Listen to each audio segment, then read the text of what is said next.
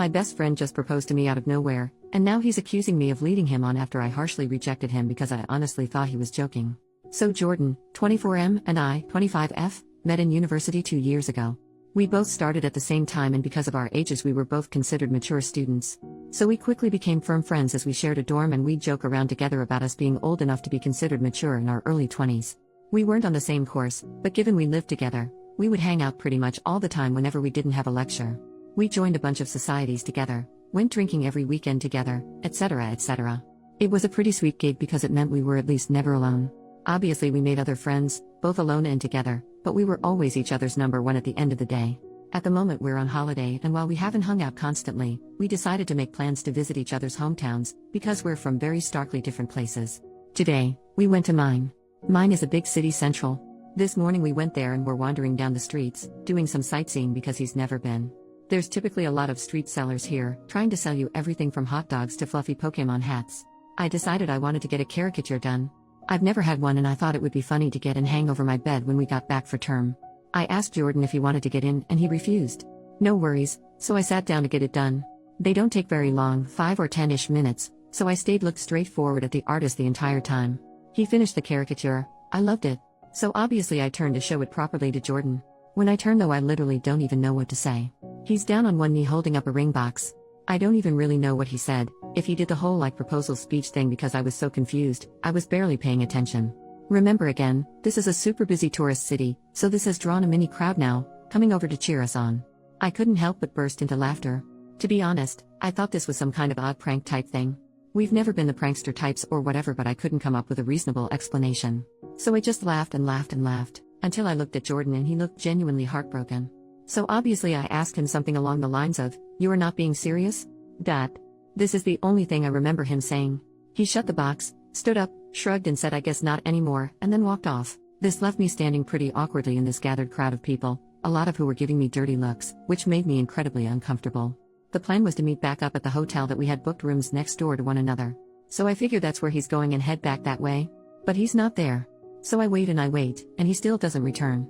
I text him out of concern. This was at 1:15 p.m. It's currently 6:20 p.m. as I'm writing this, just asking if he's okay. He responds with a long message back, which I would post because it's an odd read, but I won't out of respect for his privacy, in which he basically accuses me of leading him on, asking why I didn't break up with him sooner, saying I had publicly humiliated him and that he thought I loved him the same way and that he felt our relationship was strong enough to consider taking the next step. Now this is completely out of left field. I literally have got no clue where in the world he's got this idea from. The closest we've ever physically been is a hug, hello and goodbye. I've never even jokingly flirted with him, for exactly this reason. I've had too many friendships collapse because they can't tell the difference between serious interest and joking banter in friendships, so I've been extra careful to not. We've never kissed, never been on a date, never be intimate. I do not find him physically attractive and I wouldn't want to be in a relationship with him. I don't understand where on earth he's got this idea that we are. This isn't something he's ever brought up before this, and I'm genuinely bewildered. He hasn't returned to the hotel yet. I periodically knock to check, and I've been listening out for him walking up the hallway or anything. Nothing. I haven't responded to his long paragraph because honestly, I don't know how to.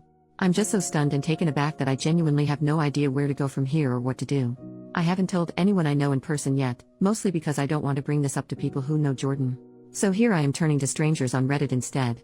What in the world do I do? Update, the next day. Hey, I'm not dead. I'm back at my parents' house at the moment and I'll be staying here until school picks back up and a bit instead of traveling around. It's nice to be home anyways. Jordan did in fact not come back to the hotel. I stayed up until 1 a.m. before falling asleep and he didn't return. When I woke up the next day, the hotel staff let me know he had checked himself out at about 6 a.m. I did end up responding to his big long text. I took everyone's advice and told him that I was sorry it didn't go as he had expected, but that I wasn't sure where he got the impression we were together.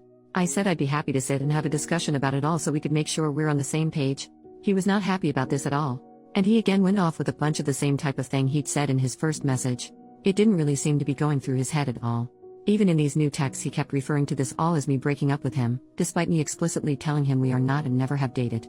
Again, all his messages were very clear and coherent, even if what he was saying was not based in reality at all. He wasn't sending paragraphs, just sentences in really quick succession, which was blowing my phone up. He told me he didn't want to meet up with me to talk because I had ripped out his heart and crushed it in public.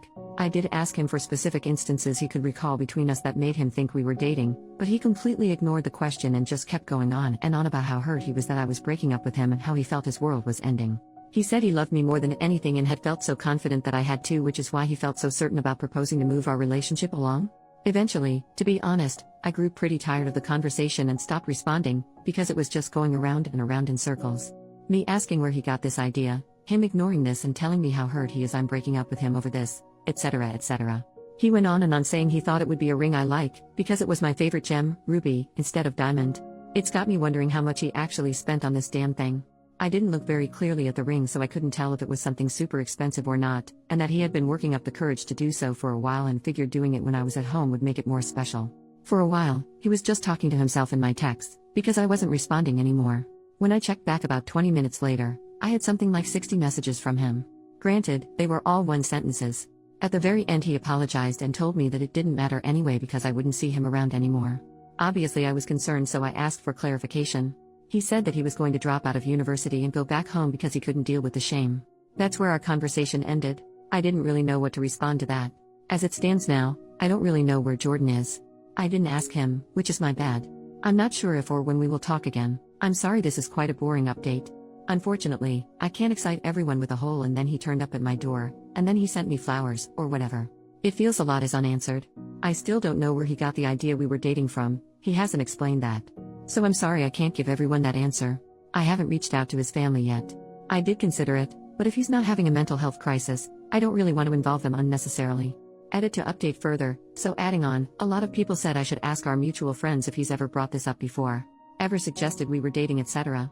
All of the people I've asked, granted it was only 5, said that they've not got a clue and he's never mentioned it before now. I don't know then if this is something that he's newly started thinking, if it's been something long-term, etc. Either way, in addition I've also screenshotted all of his texts, etc., just in case. Reading back on them not with a slightly less confused mindset, they read pretty manic.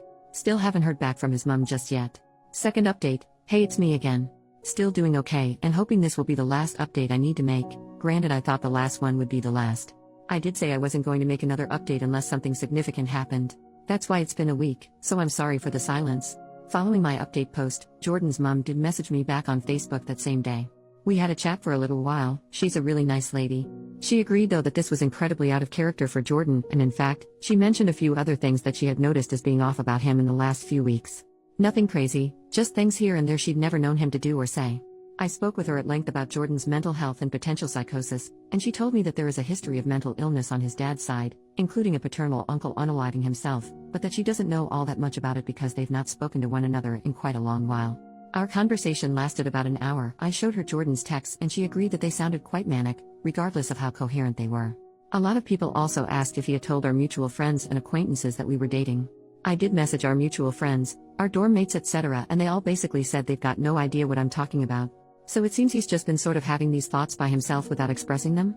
I don't know how to get in contact with his close friends that we don't share, so I can't really ask them. Anyway, for a few days, that was it. Until yesterday evening anyway, which is where the big and positive depending on how you see it update comes. I got word from Jordan's mum that he had been detained under Section 136 by the police. For anyone not from the UK or who, like me, doesn't know what that is, from what I can tell it basically means he was suffering from an obvious mental health disorder in public, with their behavior concerning enough that they're a danger to themselves or to others, and police think they need immediate and urgent care before he goes and murders a healthcare CEO. Kidding, bad joke by Reddit Rave. What I know from here is pretty minimal. I'm not sure where he was taken to, but his mum said that he would be there for the day while they perform a mental health assessment, so I assume that's what they're doing today. She said that essentially he had been out in the streets yelling about things, she didn't specify what, and intimidating other people on the street. He was throwing things around and generally just causing a lot of issue.